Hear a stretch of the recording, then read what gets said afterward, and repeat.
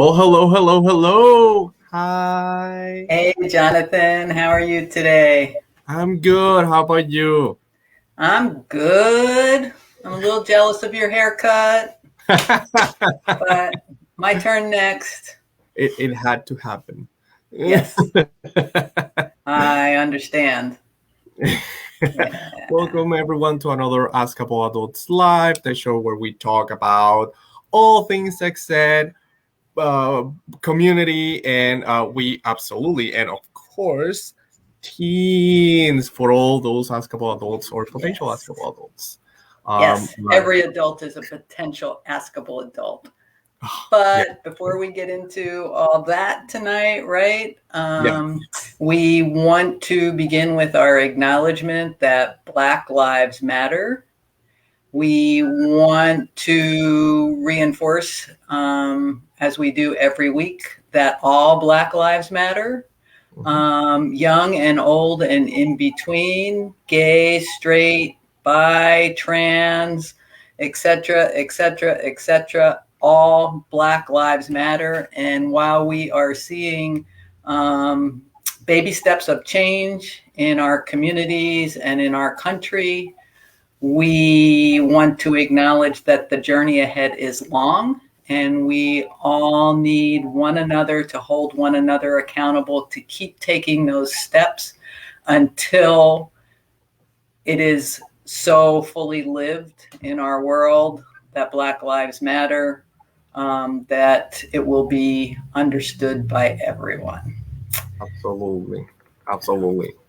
Yeah. And I know. It's been tough.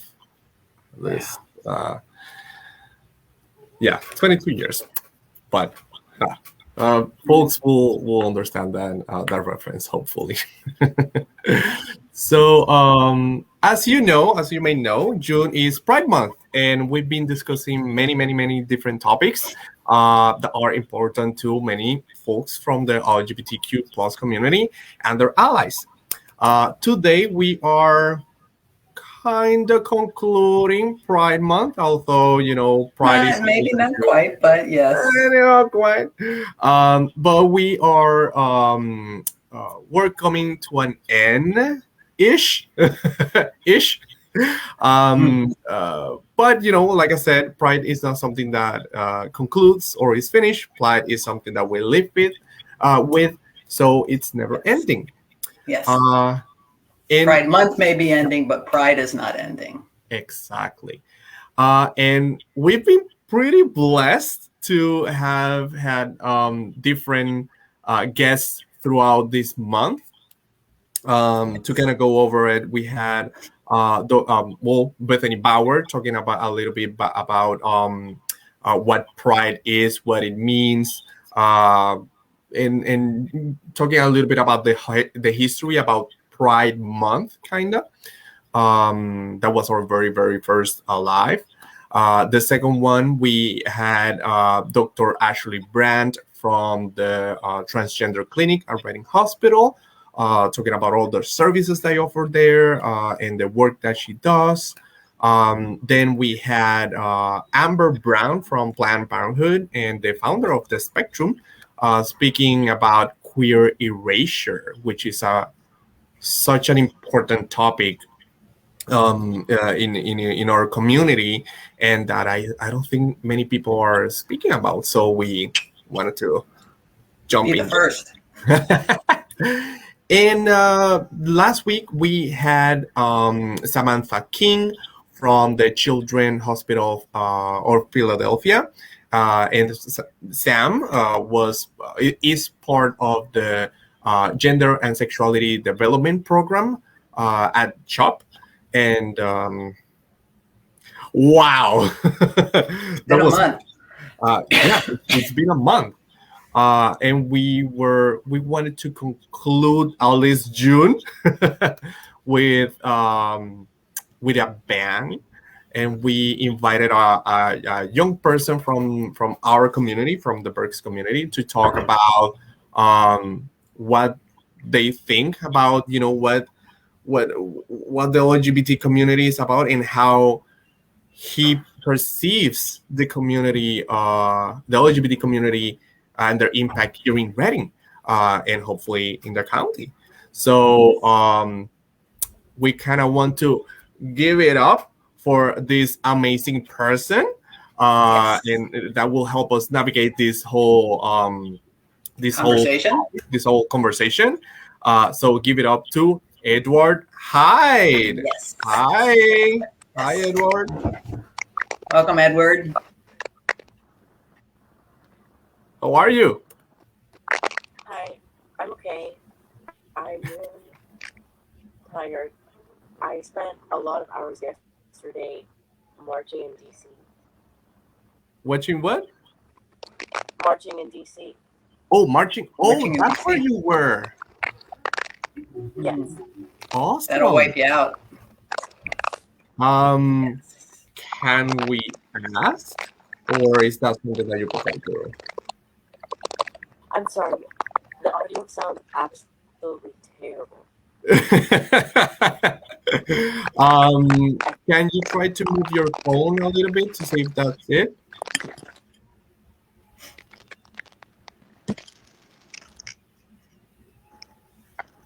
Hopefully that will Can you speak? help. Up. Can you hear me? Can you hear us? It sounds. Yeah, I know. Yeah, like a crunch. It sounds. Let me see if it's in our end. Let me see something. Can you try turning your mic on and off? Let me try.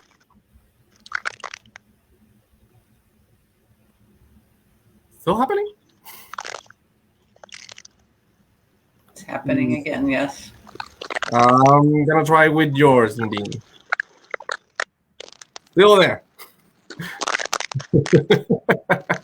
Like somebody's enjoying some nachos or something. Eddie, let me try it again. Oh, Eddie, I think it's you.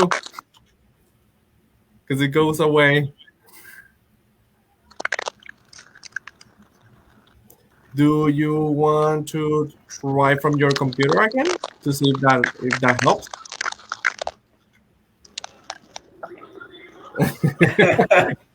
So these things are what happens when you are doing things Stuff live. That's right. But don't worry, we will figure it out. We will. Okay, let me see. And I have you, Eddie, here. I'm seeing double. Oh, there you go. Okay. I know we're hearing. Is that better? Yes. Okay. Okay. Awesome. So, Eddie, you were telling us about a trip that you were having at in DC. Yes, I went to protest for the Green New Deal. But really, I went not with the intention of that necessarily. I went more to talk to the people in it about accessibility and how, hey, there should be more disabled people here. Oh. So yeah, that's all I want to say about that. That's really important, and the fact that you're taking part of it and that you're actively doing what many adults should be doing. It's not only promising, but I think very inspiring. So that's awesome, and thank you. So Eddie, you and I, we met at the LGBT Center last month, and I think you had to go. Oh, we're having a little bit of issues over there. Okay, and I think you had to go away for a little bit, but when I was asking, the Voices group, if anyone was interested in coming here and talk to us a little bit. And the facilitator kind of like jumped and said, "Oh, Eddie is the one that you want to talk to. Oh, we're gonna put you in contact with Eddie." I was like, "Okay, this okay. I saw him a little bit, but okay." The reaction was very yeah, they were very excited. And what do you think is that? Um, I I've been teaching myself to speak up about anything that I feel is important for about the past year and a half. I used to always be silenced by others and myself because what I had to say did not hold value to myself and to those around me at those times. Now I have learned the power of the importance of speaking at all. So I try to take every opportunity to say something. Oh, that's amazing. Was That's it wonderful. was it difficult to kind of like find your voice and not only finding it but then using it? Yes, because before my voice was just an amalgamation of everyone else's around me. I didn't have my own way of thinking. Yeah. So when I learned to speak, I wanted to make sure I was saying what I felt and not what other people felt. Oh, yeah, kind of like this is coming from me, not coming from someone else. Yes. Ah, that's amazing. Um, Eddie, what are the things that are like most important for you to be speaking about? Like what kind of issues or concerns are your priorities? Um, the environment includes the people that live in it, and the people that live in it are being neglected on a large scale. And if we help those people, the environment will automatically improve.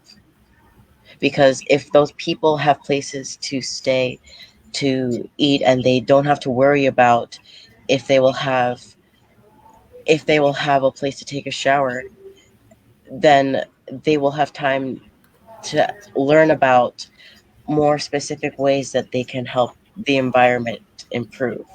Hmm. Like they can study better if they're fed. Okay. That makes a lot of sense. yeah, and it makes me think about something that we've been speaking about, because Berks Matter has been very part of the mission, the vision, even the goal was to reduce pregnancy. But in many different conversations, reducing teen pregnancy is not saying, oh, we're gonna reduce it and that's it. There's a lot of things that are involved, and we're not only talking with people that either can, want, or don't want to get pregnant. It's so broad in a lot of things that happen when a person is pregnant. That's not the main. Pregnancy is not a problem. It's not an issue. There's a lot of things It's the there's a symptom lot of of the needs. problem. What? It's a symptom of the problem. A symptom, not a consequence, but another factor. Not even a problem. It's just another factor to many other things that this person is going through. So it's not preventing teen pregnancy is not necessarily the only thing that person needs. Maybe they need, like you said, they need food, they need housing, they need support in general. So I'm glad that you brought that up. And they may need to do things like learn to speak up and find their voice, Mm-hmm. right? So you in a conversation that we had last week, you mentioned that you are involved with several organizations, and I'm not saying that you were at Washington with one in particular, but maybe it had a couple of organizations have kind of like empower you and motivate you to speak up. But what type of organizations are you involved with? Um, uh, I want to say that I am referencing notes. I am not. I am referencing notes. Um, when I was younger and I moved to Reading, I was 6, and I was part of the Olivet's Boys and Girls Club, Oh, this is awesome. and that was a really great place to spend time with other kids in the city who looked like me. I remember I spent most of my youth at home once the bullying I faced there for being neurodivergent and visibly gay got too much for me. Um, to be fair, I was a child and people were assuming my sexuality and treating me differently for it. I mean, they were right, but that wasn't they weren't that wasn't cool. I know they're just kids, but kids learn that from somewhere, you know. Mhm. Um, when I was in elementary school, I was the person who kept suggesting to the school to add a Girl Scouts group to it, to have a place after school for kids to go. And the year I graduated 8th grade, which was too late for me to join it at that point, they ended up instilling one, which I was really happy about that they did that. Um, so I went a long time without being involved in the community. Um, Genesius Theater was the first community group that I was part of in a long time. My first show there was Beauty and the Beast one winter, and it was the first time that I have ever felt supported. The members of the theater called me by my name, used my correct pronouns, held space for me when I was going through a terrible situation at home, fed me when I needed, housed me at one point, and gave me lots of hugs. Being part of the theater helped me not silence myself in the ultimate way, and I'm very grateful for that. If it wasn't for me being part of the shows and challenging myself to not throw my voice away, I would have never learned the confidence I need to be an activist that I can be proud of. Which leads me to the next group, Sunrise Movement. I used to be comfortable with following along with what the others were doing and saying during the marches and rallies because I used to find comfort in silencing myself as opposed to speaking up for what I think should be spoken up about. The Sunrise Movement is made up of young people fighting for climate resolution, which is a fantastic thing. I am proud of organizations being made up of young people, and I'm striving for a radical change regarding accessibility rights for disabled individuals within the movement so that accessibility rights will one day be national and required, not only on the Sunrise Movement level, but on the national government level, which is what we're aiming to do with the Green New Deal anyway. Disabled people are included in that, but because we're so used to being not listened to, we're not included in the conversation. But I will not let that happen. I am forcing myself in the conversation. uh, I am excited that this organization strives to include people from different races. But I'm even more excited in the role that I'm assigning myself to be relentless in the fight for achieving accessibility in ideally the entire country. The LGBT Center of Greater Reading. Uh,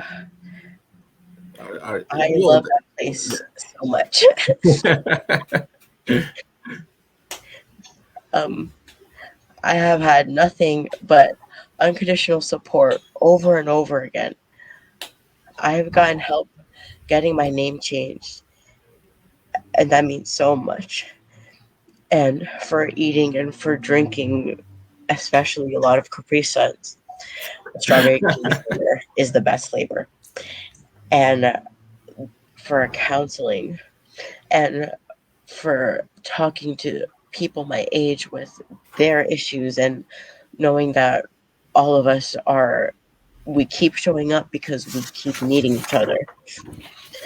We have a place there to do art and to be silly and to listen to music, and everyone has really cool senses of style and really interesting music taste and clashing sun signs.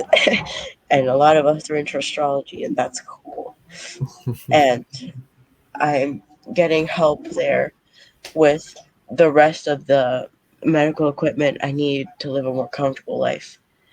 I'm getting help with getting the braces I need for my wrists and my knee and my elbow, because the ones I had, they stopped closing. They stopped being functional. Um, I want to give Michelle from the LGBT Center a really big thank you for helping me so much. She is such an amazing person, and I appreciate her a lot. Yeah. So you mentioned a couple of things there, and I'm so grateful that you mentioned, that I'm grateful that you mentioned that you're able to be there for each other. So it's not when, for example, with the LGBT center, it's not like um, kid, teens, parents, and really anyone and everyone that goes there. It's not only like one service and there you go and that's it. You can go away. It's actually come here and find your community, and be with each other and celebrate each other and do anything that you need to do, but do it together. Let's do it together. So I'm really grateful that you brought that to the conversation. um so you're pretty involved with the community I'll then. say. How did you find your way to all these places? The LGBT Center, I was referred there by Dr. Brandt, Hmm. and that was really helpful. I've been there for a year now at the LGBT Center. Okay, awesome. So now, kind of talking a little bit about your experience as a young person, and well, not just as a person, really. And you mentioned that you moved here at the age of 6, so you kind of have lived in Reading most of your life. So how do you see Reading reacting to the LGBTQ plus community? Um, the experience I had at the Olivet when I was younger, I know that was just something that I guess most queer individuals go through, but um, because I left being involved in the community for a while, I don't really know how the like more of the city reacted because I was too isolated to pay attention. Um, And, continue. Yeah. um, Now I can see that businesses are being supportive and making points to hold LGBTQ spaces. We had many events this month around the city, and it looks like a lot of those places are staying with their LGBTQ friendliness, not just for this month, which is really nice. Um, Interpersonally, I can see more people are asking questions and being curious about things they see on posts online or flags they see being waved. Um, I I know that there are meetings now being held for employees being trained with information on education of the LGBTQ community and how to interact with people from that community. Um, on a stranger level, I can speak from personal experience that I get called slurs, I get catcalled and cursed at, I get pointed and laughed at, I get sexually harassed. Like on Saturday, I went to this shindig and I was laying in a hammock and some guy just started humping me. Oh wow, Eddie, I'm Um, sorry. What- mm. And On was that like in the city or just like in another place that it wasn't in the city? um, it, it it was around the city. Okay, okay. Um, Yeah, sorry to I hear get that. I get followed a lot. Like some people wait for me, um, and like follow me for like if I go around a few blocks and stuff. And when I pass people, they mutter stuff under their breath, and it's getting easier not to pay attention, but it still sucks that it happens. Mhm. Right. Yeah, Exactly. yeah. Yeah. Ideally, those kinds of things wouldn't be happening at all to you or to others. Hmm. Yeah, and no matter where we are, and the reason that I ask if it was like in the city or surrounding areas is because, for example, the city of Reading has a couple of policies that protect LGBTQ plus folks from in the place of work or housing. Um, that other in other places of Berks there's no any protection, um but when if these things still happen in the city, how are things outside, um so that's why I asked where it was. So i- if this if this is happening regular or frequently, what do you think the community needs to kind of like, from your perspective, what do you think the community needs to realize, to stop harassing people and just to stop this toxic behavior? Yeah. How can we change that? um, I think that the prevalence this is I think that the prevalence of violent porn contributes to that significantly. Hmm. You're actually not the first. You're not the first person that I've heard saying that. So that's Hmm. really interesting that you brought it up, and I would like to put a pin on it and maybe talk about it on another date, but where that is the Focus. focus point. Because I found it very interesting. I would love to hear more about that from your perspective and the perspective of the other person that also mentioned it, because that will be very, very interesting.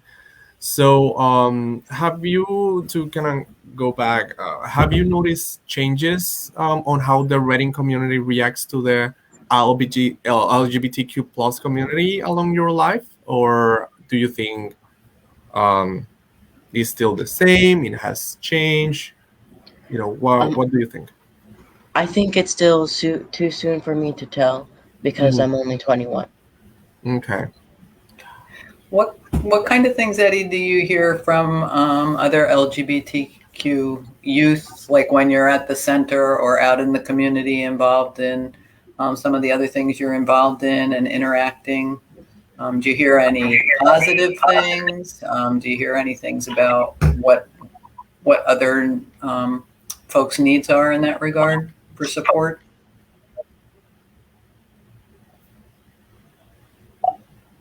um Sorry, the question is what? Yeah, I kind of ask a lot there. So when you interact with other LGBTQ youth in the community, like Teens at the Center or someplace else? What are you hearing from them in terms of what the needs are in the community? Okay. Well, there could be places to go when you're underage to be safe and hang out with friends to get out of the house. Because a lot of places to go are for LGBTQ youth are bars and stuff. For people to advocate for us in medical and psychiatric and therapeutic and school settings, people tend to take adults more seriously than teens, Mm. especially if they are Black, Indigenous, person of color Mm-hmm. person. Yeah.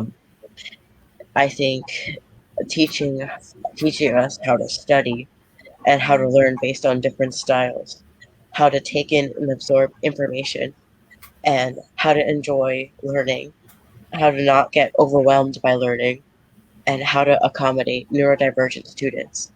Because I think that I know that we like getting new information. Like there's so many instances of people like info dumpings, like just so much stuff that they know about their interests. Like learning is fun, but it the way that it is now is hard to be helpful.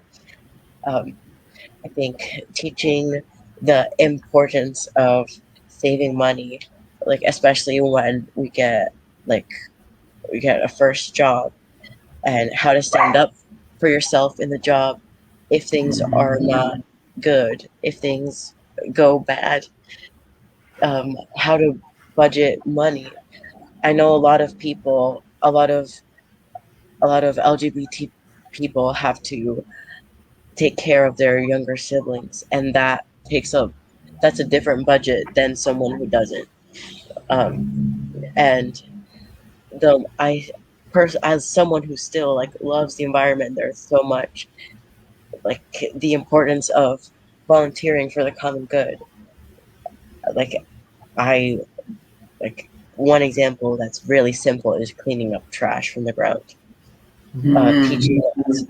Teaching us how to use the bus, like how to get which buses to take to appointments, how to schedule your appointments around school hours, how to drive, how to do basic car maintenance, how to talk to police officers, how to talk to police officers when you're upset, how to avoid how to avoid being touched by police officers, like aggressively. Yeah. uh, how like how to have self-defense against strangers, how to and how to advocate for ourselves with our friends who are also mentally ill or neurodivergent, how to include disabled people everywhere, especially disabled people who have physical needs that they can't even get in the building, for example. Yeah. Yeah. I'm glad we're recording this because that's a really long list, but I appreciate all that you shared there. Really. Thank you. And just as that's what teens need, but also that's stuff that adults need to be aware of, because young person is still growing up, is still learning about life, is still learning about all these things, but they need to learn it from somewhere. So that's what we need to do. And it's not them doing the work, it's all of us doing the work together. So when you said include people with disabilities in spaces, it's not that they will include themselves, it's that we need to actively include them. Exactly. You know, Exactly. if we sit down and wait, like, oh, but they didn't come. Who Maybe someone needed to open the door. Maybe they're there, but there's something that is preventing them to come in, and maybe that something is you. So you kind of like need to reflect a little bit on what things can you do to open that door, and sometimes use our, it's not sometimes, but we need to use our privilege for the benefit of the community. And it's not certain community, not the privileged community. It's actually people that don't have privilege. And not only it's not only white privilege, but it's also we're talking about ableism. We're talking about all types of privilege.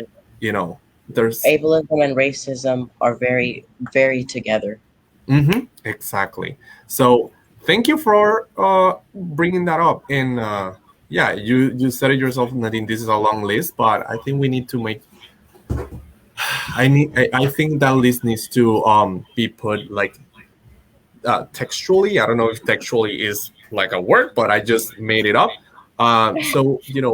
So people can. Some people are visual, so we just having that list, just like look at it and what things can you do, what things can we actively help out from that list, and from that we'll go on.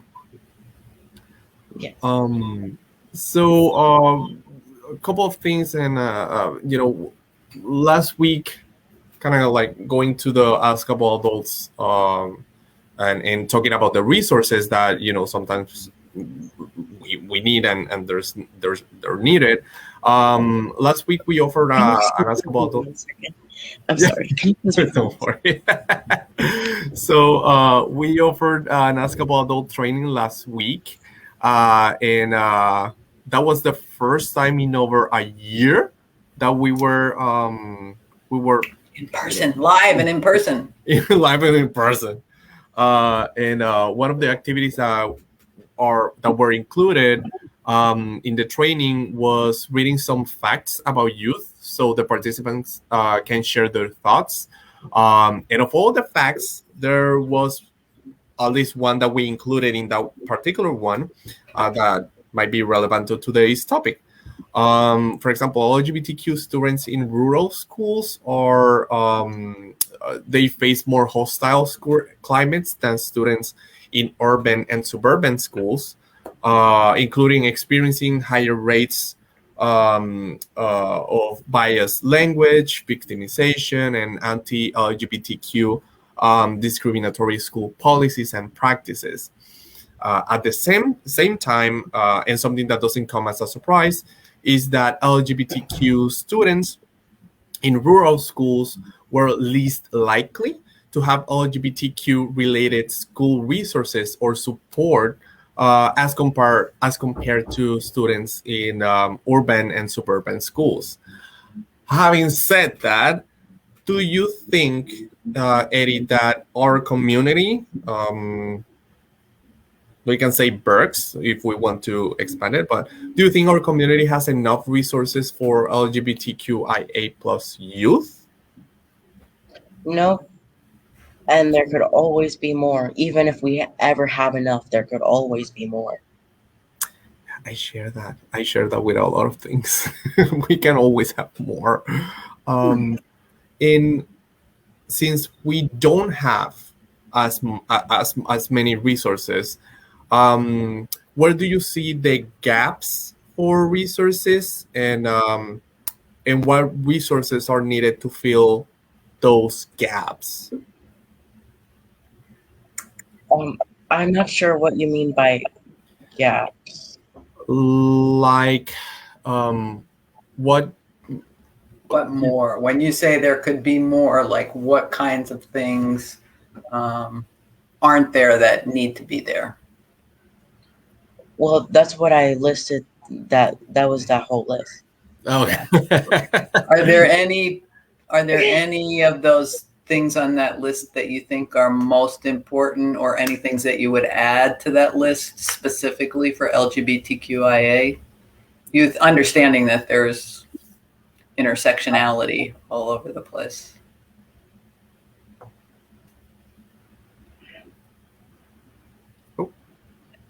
Are you there already? Oh, yeah, Um, he's back.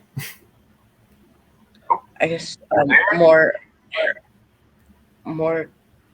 coping with being okay with questioning, because I heard from many people from the Voices group that they are afraid to question because what if it's wrong, and what if they're embarrassed and canceled? Um, like for LGBTQ youth, I think more therapists should be like researching how to help those people with that type of anxiety. Mm, okay, I understand. Um, I was gonna say something and I forgot. Okay. I'm sorry. This tends to happen from time to time. I just went away. I think Um, that. you mentioned voices. Well, yeah, yeah. Pretty much, you answer kind of like what what you've been hearing from voices. Oh, that I think. Oh, that's it. It came back. So they have mentioned things that they want to question. When you say that they want to question more, you mean like question themselves, question society, question information. What do you? um, We have a dog. well, Hi. questioning their yes, questioning their themselves, like their identities. That should be Okay. first, because understanding yourself is key to everything else.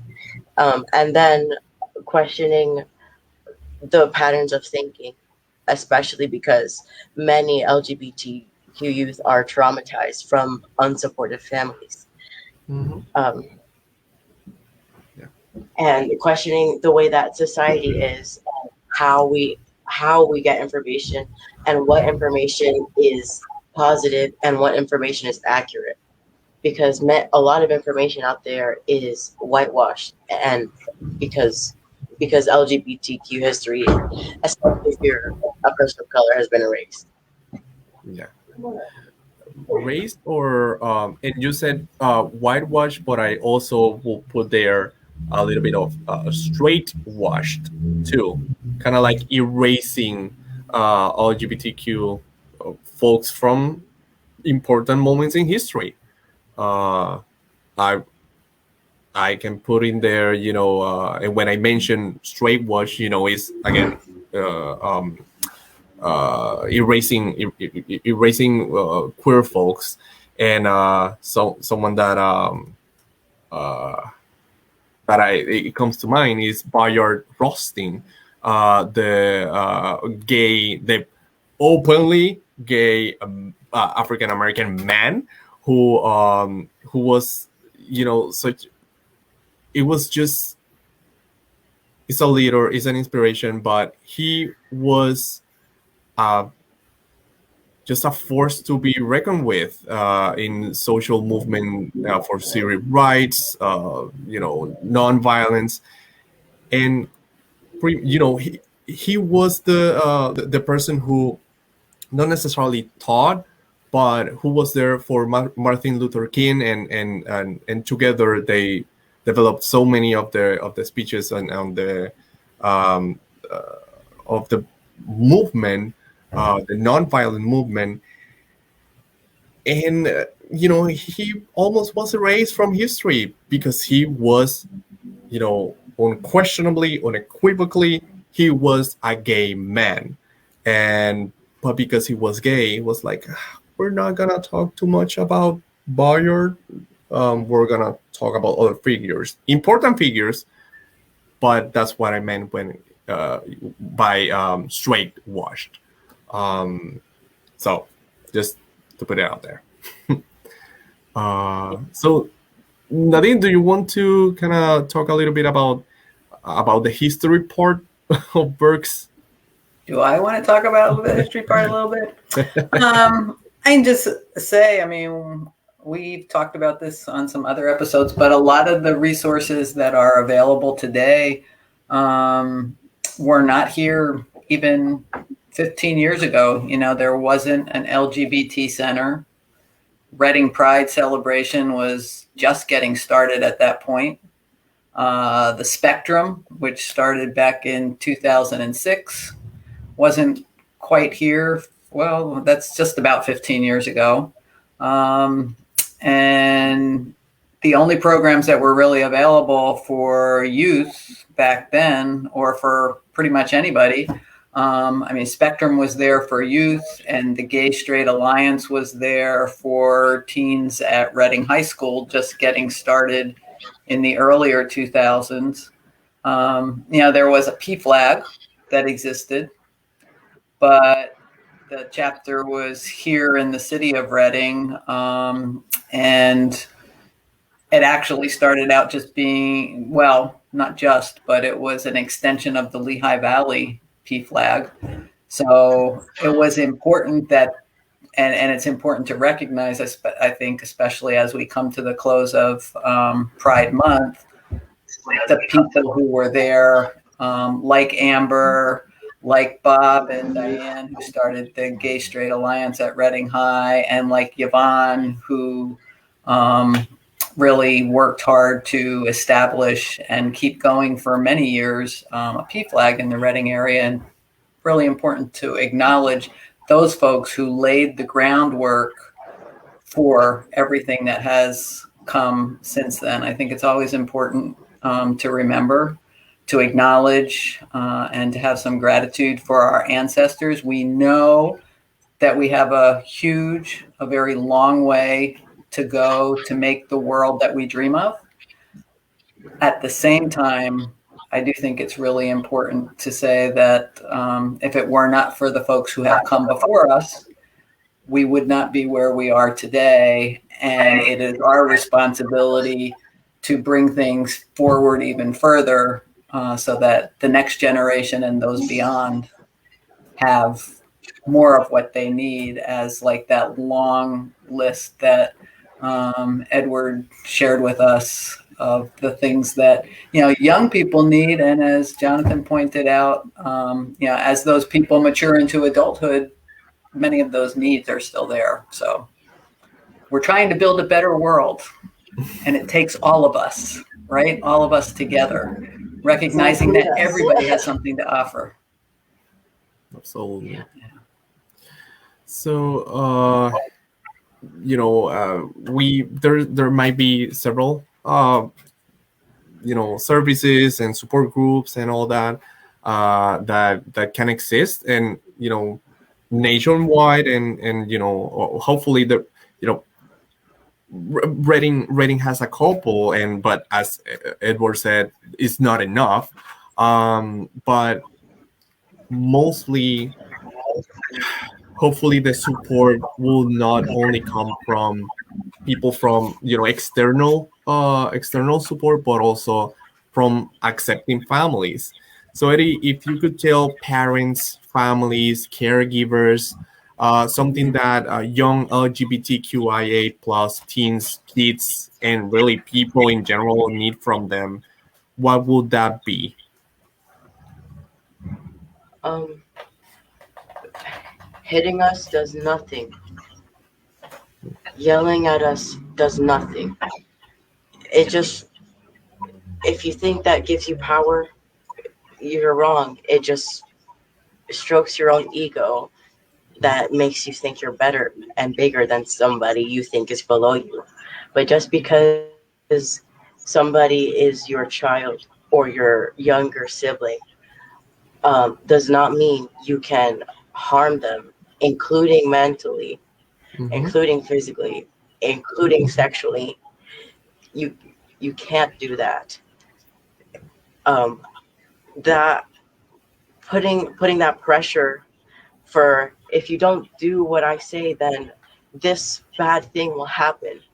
That the only thing that we think of is, oh, this bad thing will happen, and I don't know when, because it could happen at any time, because I don't think that I'm doing a bad thing.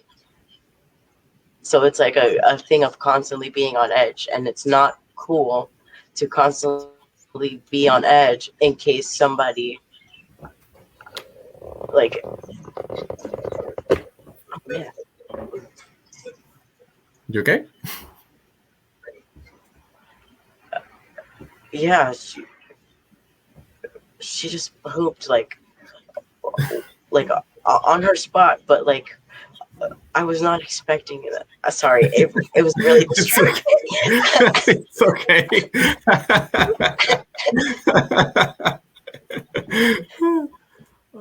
Yeah. I'm sorry. So don't worry, don't worry. Yeah. And if it's okay if I add this, and this is part of a larger conversation about toxic masculinity. Not because you harass a person in the street, not because you grapple something in the street, not because you catcall someone in the street. That absolutely doesn't. That's just an act of power, and that's not gonna get you anywhere. Just you're just hurting people, and grabbing, catcalling, harassing. That's a larger conversation about what, and a conversation not only that we need to grow up having, but also address it with the adults in the room about consent, about respect, and About human dignity. about human dignity, but also accountability. If you're a person that is not experiencing, but if you're a person that is witnessing this happening, speak up. Uh, you know, make a distraction. When I would be, yeah. On Saturday when that thing happened, when the guy went away, I was like, hey, that just happened, and somebody said, yeah. So like they saw it, and but like they didn't say anything. Yeah. Whack. Yeah. No, don't be a bystander. Be an upstander. Take action, because if we're not gonna work through this social issue about toxic masculinity, about the power that men have over or that they think they have over other people, if we don't start calling it by its name and addressing it at that moment. Sometimes there will be times that might not be safe for either the person experiencing the harassment or the person, the upstander. Then just acknowledge, just try to support the person going through that, at least, at the very least. But if it's in your power to do something for that person, do it, wherever it needs to be done. And if it's a friend, then that responsibility is yours. You need to step up. You need to start calling it out. We need to do something. So hopefully more people, even if you don't know that person, if it's a family member, if it's a friend, etc., stand up, say something, and be sure to check out also the list of things that teens need, that Edward mentioned. So Edward, thank you so much. We've been here for quite a while. Yes. A few technical difficulties and things, but we made it through. Yeah. And we got to see a dog, so I'm happy with it. Yeah. And your sharing was really valuable. Do you want to see a puppy? I mean, if you're showing puppies, I'm good.